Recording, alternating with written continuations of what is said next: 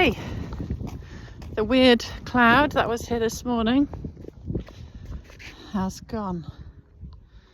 Hallelujah. What a difference it makes. God, just lifts you so much. It's amazing. A couple of, I don't know if you can hear me. It's quite windy. Couple of things. One is the rhetoric with the whole Russia, Putin,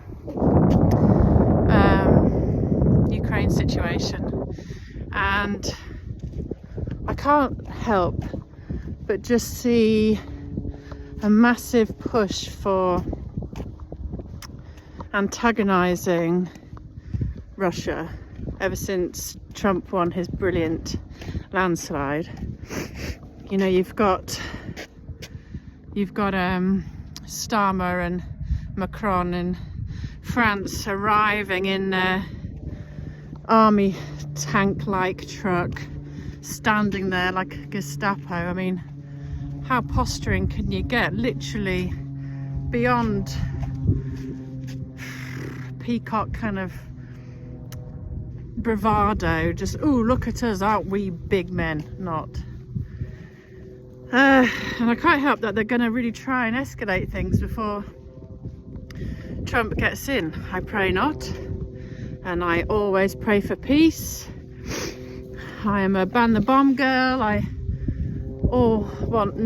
just pray for no wars ever, anywhere. And they know that Trump is going to try and negotiate peace. And then all I've heard on the radio and his, we must push on, we must not let Trump give away any land, blah de blah, we must stop Russia continuing their war. I've only ever heard aggressive dialogue from the West, whereas Putin has asked, and I'm not a Russian appeaser, blah blah, I want peace, and all wars end in negotiation. And all I've ever heard from the West is aggression, push, more war, more money, more bombs, more military. Whereas Russia have asked for peace talks multiple times, and they've always been turned down by the peace-loving West. So I hear Julia Hartley-Brewer often say, well, what land shall we give away? Well, I think it would be fair if the land in the east, in the Donbass area, which in 2012 voted for Russian parties in entirety, 100%, and they'll be like, oh, that was all Russia. No, forget it. I've seen enough evidence.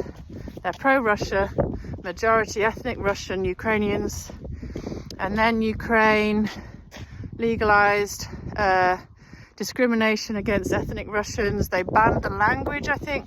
They banned the pro-Russian party that won in that area. And then there was a military bombardment led by Ukrainian Azov Battalion forces against the eastern Ukrainians who were pro-Russian. So if that was to go to Russia, which it was in the past, then I see that as a win-win, because the people would be happy. They've been under warlike conditions for over a decade, and you see things like the Valley of Angels War Memorial in the Donbass area. I think it's Donetsk, or it could be Donetsk. I'm not an expert, but I have seen all the information at hand. And I think 2014, huge amount of senators in the American Senate asked for the Azov Battalion to be recognised as like a Nazi regime. And Ukraine, from most of the time before this war, was seen as one of the most corrupt countries in the West, if not the world. But ever since this war, all of a sudden they're the most amazing country, when we have to give all our money to the likes of Zelensky, who was just an actor and is playing his role. So if you've seen things like war on Ukraine, what was the I'll have to post it, war on blah blah. There's been loads of documentaries about the problems with Ukraine and horrific stuff going on. So long story short, every war ends in negotiations, and the faster that we sit around the table, the better.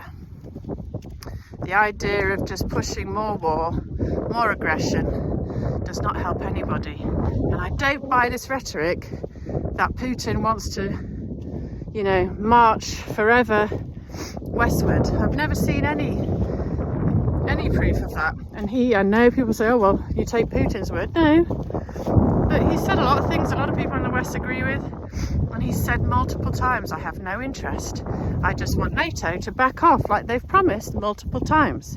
And it's NATO who are the only people that have encroached territory and moved forever eastwards.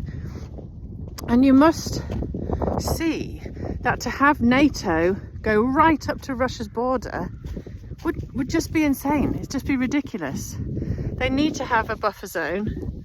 So I think to have Ukraine in NATO would just be ridiculous. So stick to their original promises. Part of the negotiations, Putin would back off.